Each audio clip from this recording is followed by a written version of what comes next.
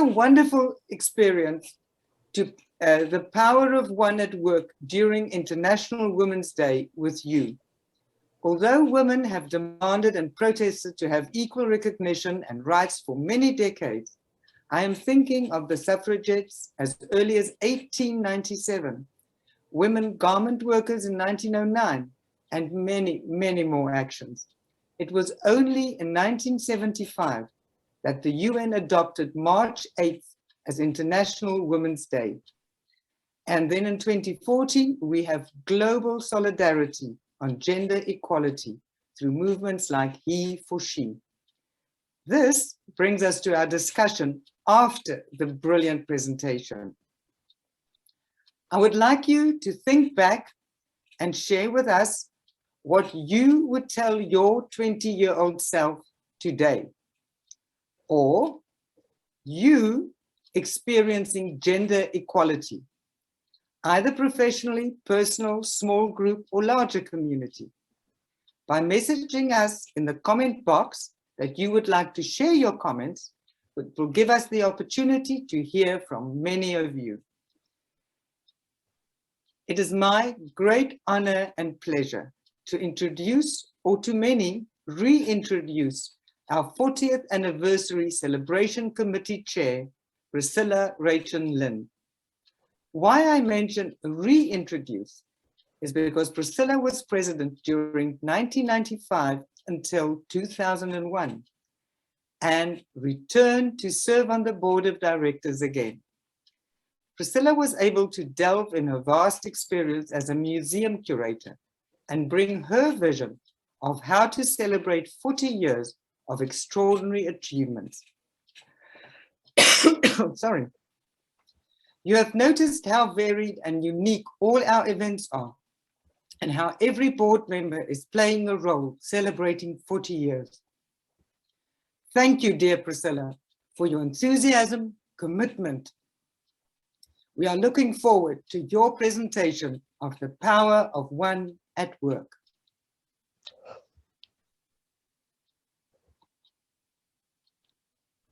Madeleine, is that the end of your welcoming? Yes, please. Okay, so we're going to start now by watching a very short video that commemorates the 40th anniversary. And after that, we will have Priscilla and the event that actually brings it all us together here, which is the celebration of 6 of our grantees. So I'm going to share the screen for all of you to watch that video, and then stay with us. We'll go straight onto the presentation.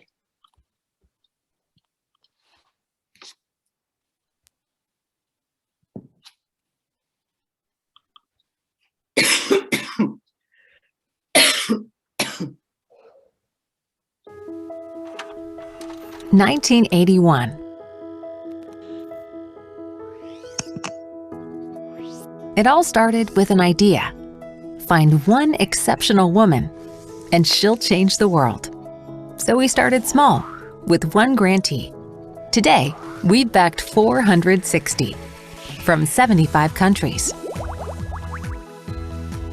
Esther became a Supreme Court judge, changing women's rights laws in Uganda. Malati makes influential films about social topics in India. And Josefina's organization improves the health of Nicaragua's most vulnerable. Our sincere gratitude to our volunteers, donors, and friends. We've done a lot in 40 years, and with your help, we'll do a lot more.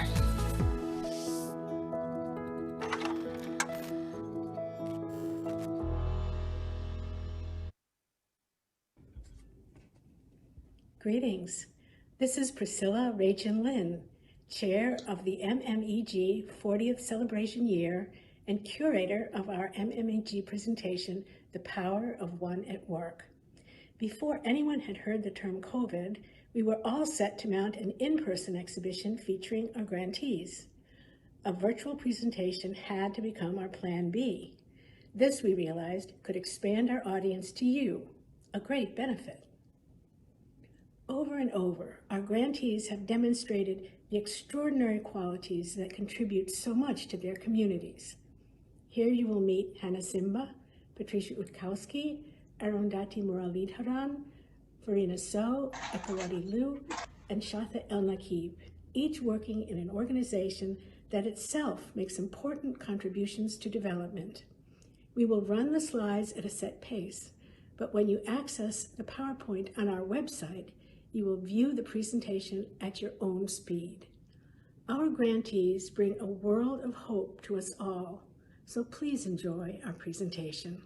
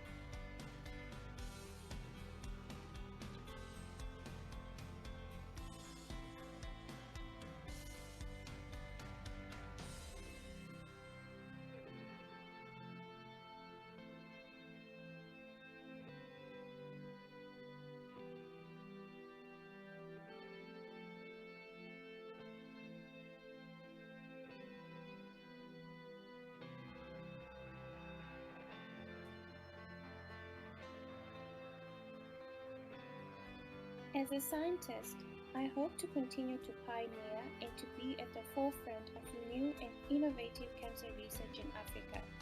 Research that will contribute to existing knowledge, inform policy, and improve health of our continent. I have a vision of seeing Africa advancing scientific research and, importantly, having research that does not leave women behind. I want my work to inspire and motivate young girls to get into STEM or to pursue STEM career paths. The solutions for Africa's problems is for all hands on deck, and the inclusion of women in science will undeniably bring more innovation, discoveries, knowledge, improve health, and reduce gender bias in decision making.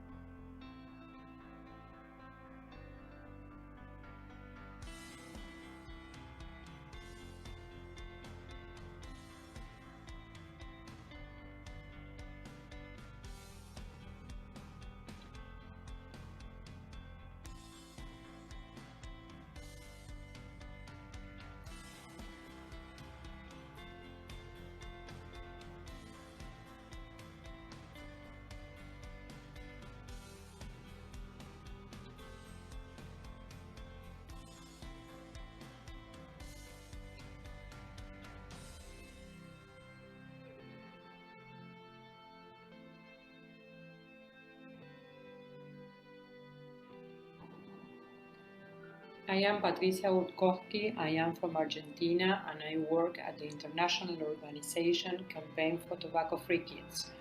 Tobacco kills over 8 million people worldwide each year. I hope my work will help to build a future where kids won't be exposed to the tobacco industry marketing and live free of the harm caused by tobacco consumption.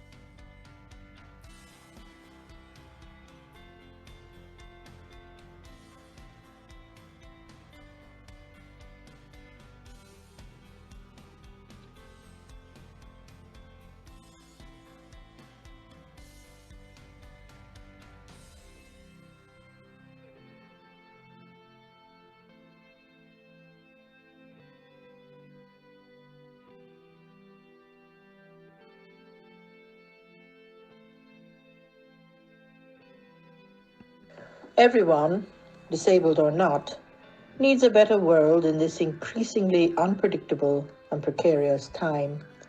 A world with fair and secure wages.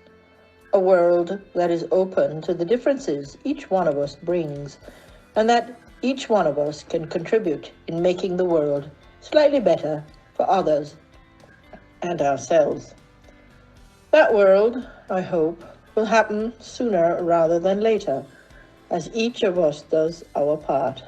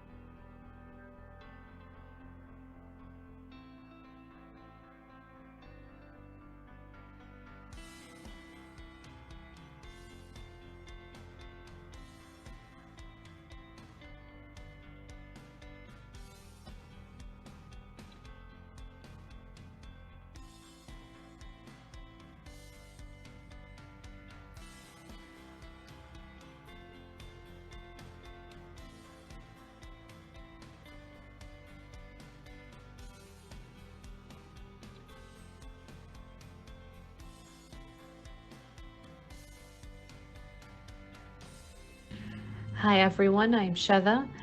My research focuses on child marriage in humanitarian contexts and the impacts of child marriage on the health and overall well-being of adolescent refugee girls. And this is a group that is both under-researched and typically overlooked by programs, especially reproductive health programs, which often focus on adult women instead. I hope that my research will shine a spotlight on the overlooked needs of adolescent refugee girls and the acute vulnerabilities that they face due to child marriage. My research shows that we need to do a lot more to ensure that women and girls can make independent decisions that impact their futures and to exercise control over their fertility, especially amid the difficult and unpredictable circumstances of displacement.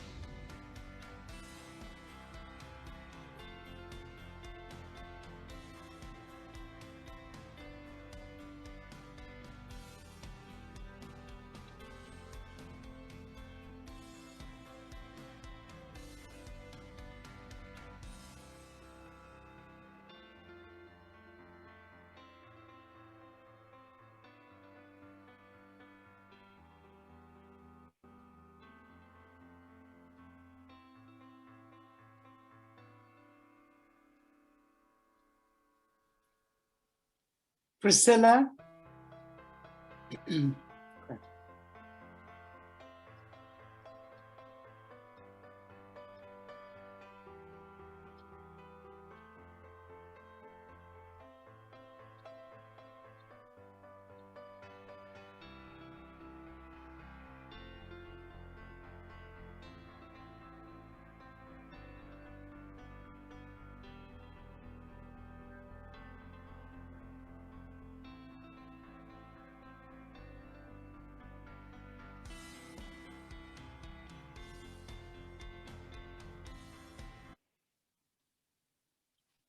Priscilla, this was fantastic.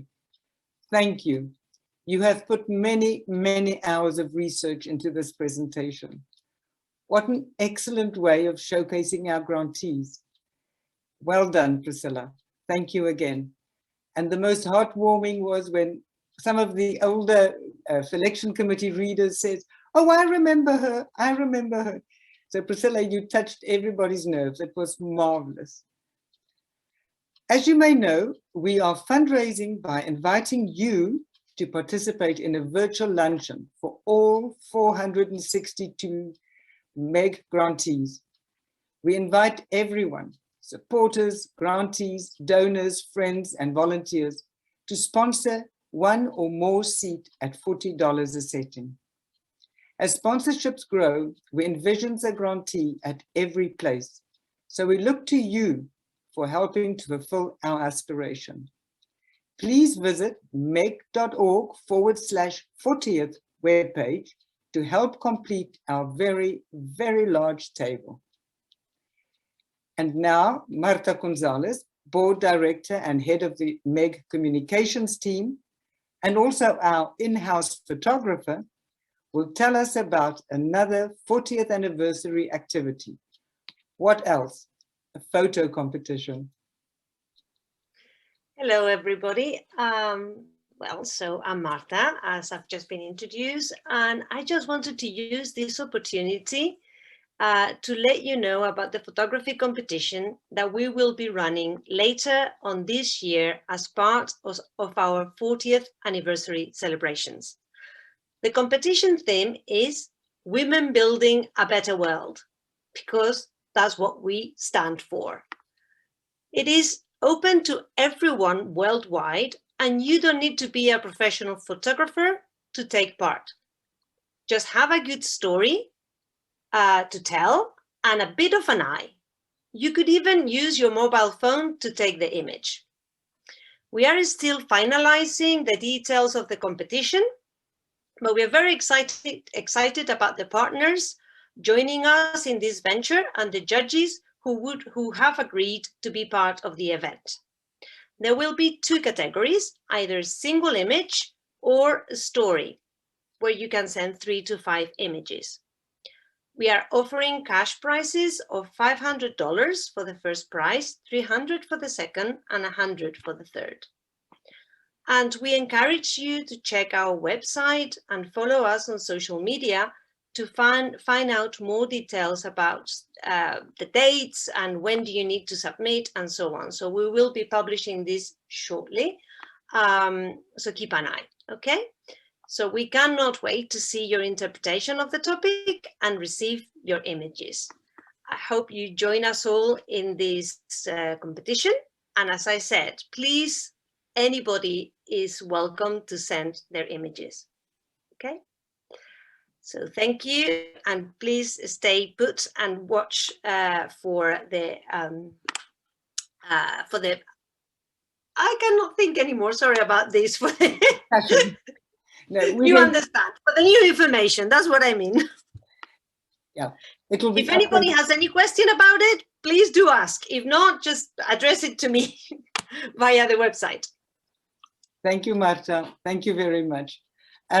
It is wonderful as well. I've noticed all these names of Hannah and Ida from Malawi and all our grantees joining us with this. I mean, what a successful and beautiful evening. I would like now to hear anybody. My suggestion was what you would tell yourself when you were 20 years old, or when did you experience equal gender equality? Any questions? Somebody can raise their hands. We are too many here to actually see who's raising their hand. So if you could just use the comment box and say, I'd like to say something, and we will get to you. Do I have somebody to offer to do something? Guri, I love this. I love MEG Family. Yes, I love you all too. It's just wonderful to be part of this. Sure, really, it's really touching to be part of this family. Do you have the video? We can see you. Is it going to be difficult to later? I just need 2 minutes. Okay, Hauri, that's fine.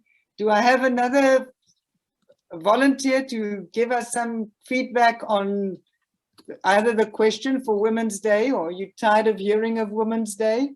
Because we live it every day. It's not a problem for us to think about Women's Day. This is who we are. And what I really appreciate about the gender equality, the he for she, and they started that in 2014. But you know, MEG board also started in 2014. We have men on our boards. We have men reading our selection committees. We have people who care about women to further their education. So it's nothing to do with what sexuality you are. It's about we all work together to improve the people from the people. Yeah. Hannah. Oh no, it's not Hannah. Okay, go forth. Do tell us something. Share. Uri, please go forth. Sorry. Yeah. Regarding you're talking about like the women equality or equality. Actually, I had a meeting today, an interview, and they were asking me, as a refugee woman, what do you think is the challenges you face like back home, not back home, I've never been home, back in Lebanon because I was born as a refugee, or here in the US. And I was thinking about back when I was in Lebanon, how it was difficult for me to move due to some cultural restrictions. Yes. Like I was living in a camp, so like my father was overprotective. Even when I finished my degree, the bachelor degree, he was opposing the idea of going to another city to work. At the same time, there is no work in the city where I live. So I had to work like things that has nothing to do with my degree, just for him to keep his mind at rest that she is around. You know, she's not traveling. Even it's not like, it was like an hour distance, the road. But when I left Lebanon to Malta, I became more active. Yeah. At that time, I was married, actually, and this is why I could leave. And there I was, my ex was like very open and like, do whatever you want. And I started my organization and started traveling and like, and then my dad would call me like, where are you? Every time I tell him I'm in a different country, he was like, what the heck? You were not really going to a city next to us. Now you're traveling the world. I was like, yeah, this is true. And after that, I really became very big advocate to the right of young girls or women to decide what they want to do in their life, you know, that we cannot keep the cultural restrictions strict us of what we want to become.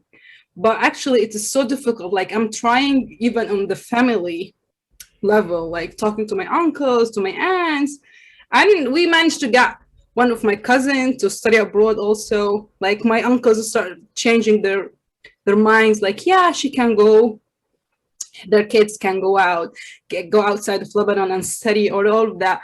But like really, I became so much into pushing girls not to stop on what the culture tell them this is what they're supposed to do. I know it's not easy, and I know like theoretically we can talk about it, and in real life it's not that easy to do it, but it really could be done. And I always push girls in my family or wherever I meet back in the camps, because I go there always, that like you can do it, you know, that you can do it, and never set for less what you deserve, because you reach places. So the fact that the equality thing, that for men in our culture, they are open to go do whatever they want to do, travel, work, whatever they want. But when it comes to women, you just have to follow what the family had in mind that you should do. Totally. No, I think the cultural thing is a really difficult one to do, because you also have respect and you understand your father's worried about their children. So you didn't know. I think today I'm going to ask Hannah, because Hannah was featured in the slideshow and she's here with us. Hannah, you are giving STEM to women. I'd love to see your face. So Hannah, are you able to talk to us? Yes, definitely. It's midnight here, so I know, no, don't complain, don't complain. But yes, there I am. It's really nice to be here and to be featured. I think the video was very inspiring, and yeah, it's it's been an amazing journey, especially working with young girls and just inspiring them with what I've been doing for my PhD, and also being a woman scientist. I think representation definitely matters. In them seeing me as a young Black woman who is at a PhD level definitely inspires them, and it's really been amazing. And I hope I continue to use the platform that I have to keep on inspiring them and showing them that they can do it. But I want to add to that. I don't think it's only because you're a Black woman scientist, because you, Hannah, and you have such personality and you share. I mean, that makes you such a beautiful person. Do you perhaps share with us how your colleagues in the research, do you feel equal? Do they value your opinion? How does it practically go out there? Not changing the minds of women and empowering them, but for yourself. Did you have a gender equality problem while working, while studying? Definitely, and I think sometimes it's subtle, so sometimes it's even difficult to really explain what is going on when perhaps someone talks over you all the time or keeps on interrupting you in meetings. But I'd be surprised if there's a woman out there who says they've not experienced something. I do think that especially during the PhD, there were a lot of people that felt that I shouldn't have done the PhD. And I'm sure this is similar for a lot of other young women where, families, communities think that, once you have a master's, then that's enough. Maybe you should settle down, and perhaps doing a PhD will limit your chances of meeting someone. But I'm grateful for my family and for their support. But sometimes you do feel that people do not expect that you should be in the environment. Yes. Thank you so much, Hannah. We really appreciate you staying up. I think it was worthwhile. Definitely. I'm going to ask Mary, because she has a comment, and I think I'm not quite sure what she wrote, but Mary, I'm waiting for you. Okay, thank you. Thank you. What a delight to listen to these testimonies and watch the video. I was just thinking of the first comments. I can't easily think of an example for myself, but I can look to my mother and my daughter. So I will say for my mother, and I grew up in the United States. My mother grew up in a southern state, North Carolina, and she came of age right before World War II. And she left her town and her parents with tears in her mother's eyes when she enlisted in the Waves, which was the United States Navy Women's Auxiliary Service. And she just broke that barrier, and you wouldn't have expected it. She was a pretty quiet person, and she wasn't the best student, but she absolutely had determination, perseverance, all of that. And the experience transformed her, and it became part of our family lore. And so I grew up with that image, which was a very strong image of independence and going forward. And then thinking of my daughter, when she started college, she's now 25, but when she started college, she immediately became interested in a student organization to go into Honduras to help build schools in areas that were not, by my standards, in any way, shape, or form safe. As I dug deeper, I learned that the students would be with armed guards the entire time with security. And this was out of my experience. And to the prior comments, I made a very quick decision that not only was she 18 years old and could technically do what she wished, but the best way to go forward, if this is what she wanted to do, was to get the experience. And so I became almost immediately supportive. And then I had to bring my friends along because they thought I was crazy. But if this is what you want to do, you need to empower yourself. You need to gain those skills and that experience, not prohibit. Yeah. So I think that echoes for our experience. Thank you. And thank you, Mary. It's lovely that you shared. And I think this also brings forth that, you know, we have to allow our own children to be empowered, because we, you know, we say this and we do this, but we have to, as parents, and you were talking about cultural. So it's something we all have to work on every day. Of what are we doing? Are we being too protective, or are we denying them? Thank you, Mary. That's lovely. Bridget, I think Bridget has a lovely story to tell. I just know that. Okay, Bridget. No, I just have a comment. I graduated from college nearly 45 years ago. Shame. But I wish, and we thought we could achieve everything. We women thought we could do everything, but we couldn't. And I wish the me back then knew how much better it would be for the college graduates today. I mean, what the women that we support have done is beyond remarkable. You guys are doing terrific work in this world, and it's something that many of us could have achieved, probably with more sacrifices and perhaps more struggle. But I like to think that it's only going to get better from now on. Yep, it's growing. Thank you. Thanks, Bridget. Please, am I missing somebody? Please help me out here, because we love this conversation. Any other person who'd like to mention something? Otherwise, I'm going to call on you. How about that? I think that could be a good way of doing it.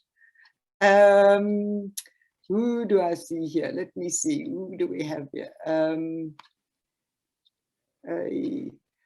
Okay. Priscilla, seeing that you did the presentation, thank you, madam. How you can either address equality, gender equality, or you can address your lovely 20 years yourself. Okay, thank you, Priscilla. I'd like to hear from you. You're on mute, sweetheart. Okay. Yeah, it's wonderful to think back. I actually graduated from college 55 years ago. So we're having a competition here, are we? And at that time, the girls at my school all had a curfew and the boys didn't, which meant that a senior girl had a curfew and a very immature freshman boy did not. So, and you know how things have changed, you know, in the meantime. I think women have made an amazing amount of progress. I think there's still a lot to do. I think what the grantees show is just beyond remarkable. And I feel so inspired when I hear their stories or talk with them. It's been just a wonderful experience doing this PowerPoint. I think if I were going to go back and tell myself something, I would say, you can do it. You know, I was given opportunities that I sort of turned down or looked away from because I thought, well, that's not really for me. You know, I can't really do that. So I think that's what I'd say. You can do it. You know, take that chance, take that opportunity, run with it. You know, be courageous. So that's what I would say. Thanks, Priscilla. Now we've heard of two Americans. I'm going to go abroad now. Kat, would you mind to share something with us? Because Kat is, the little bit I know of her, she's a beautifully born French lady, and then she managed to end up in Brazil. So come on, what barriers did you have, or didn't you just ignore the barriers? Thank you, Kat. Well, you put me on the spot. Okay, so I was 20 in 1980, easy, and almost graduating. And I was thinking, listening to all of you, that I feel so privileged of this generation because, and I hope I will not shock anyone, but we had contraception and we didn't have HIV yet. Mm. So both of them were making us feeling so powerful and on control of our life. So also being raised in France, like all the arrogant French that I was, I'm still a bit, you know. I had no barrier. I couldn't see barriers. So I went to Brazil because France was too small and Latin American was much more fun. The initial plan was to go to Chile, but in early 80s, Chile was not fun yet, okay? Still very hard on, you know, curfew, etc. Not a good, and Brazil was fun. And by going to Brazil, I understood that being different is a plus. When in France, even being from a very, very liberal intellectual family in Paris, we think that if you're not French and even better Parisian, there's something wrong with you because we are the best, end of story. And we don't like the different people. So going to Latin America in general, and especially in Brazil, I learned that people can like you because you are different. That was the biggest lesson in my life. That's why I'm even being in Washington now, and seeing what's happening in Brazil now. But this is still my country of heart.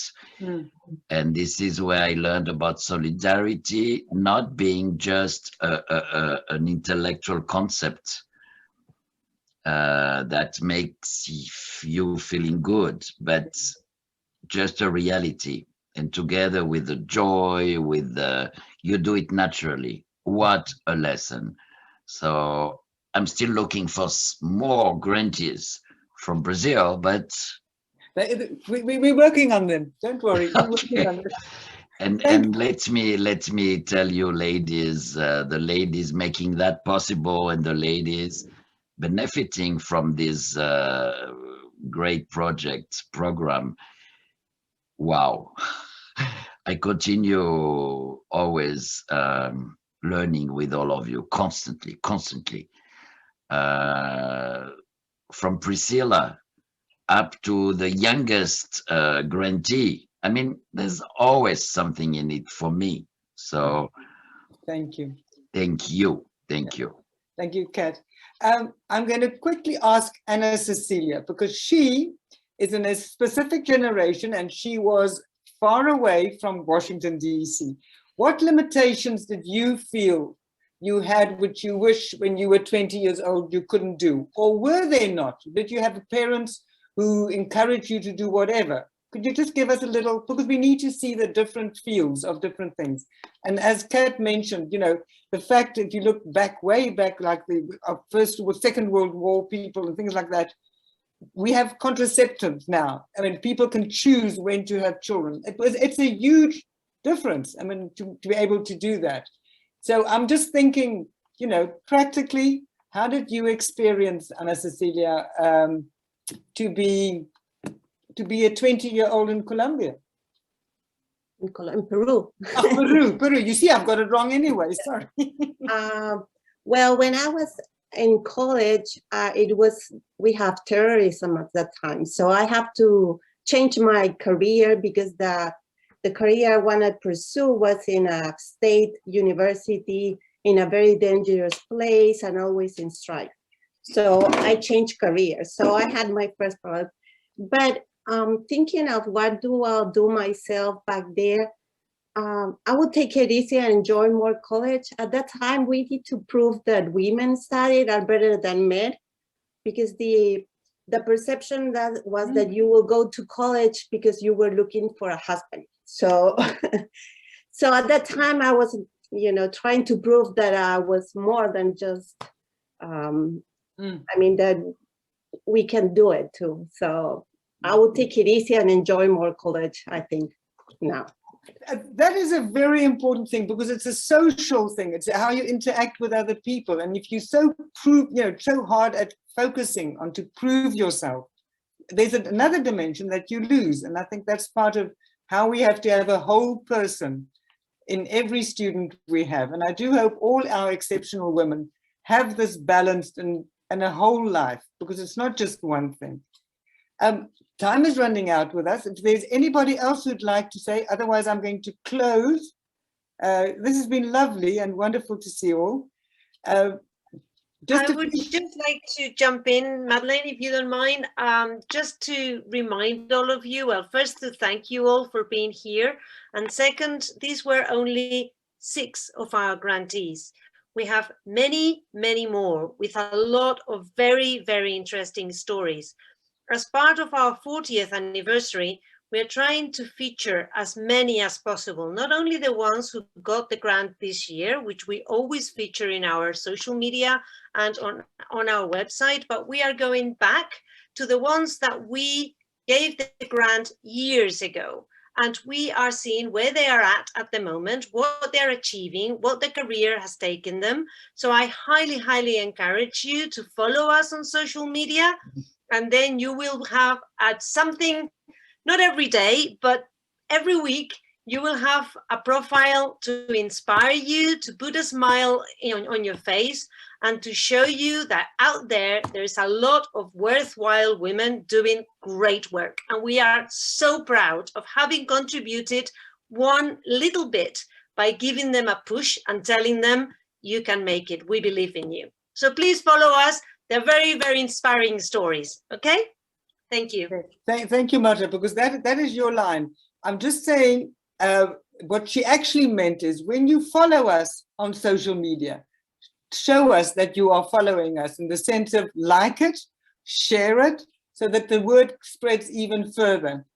And the other thing I would really recommend is to go to our website. People are working very hard on the website.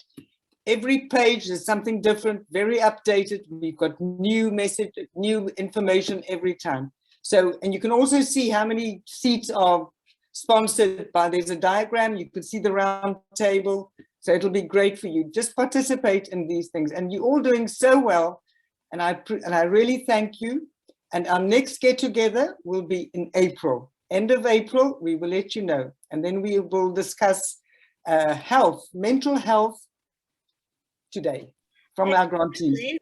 We just got a message here from Joanne, a former grantee, or well, a grantee from 2012 who's joined us today as well.